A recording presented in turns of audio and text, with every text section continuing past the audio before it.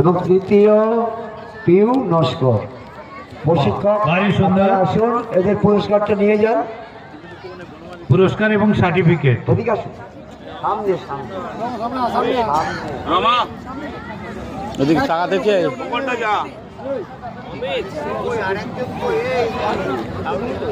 লোকনৃত্য 1 নম্বর দলের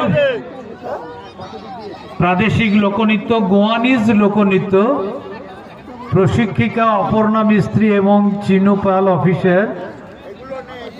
যে লোকনৃত্যটি পরিবেশন করবে এটি হলো গোয়ার একটি আঞ্চলিক গানের উপরে।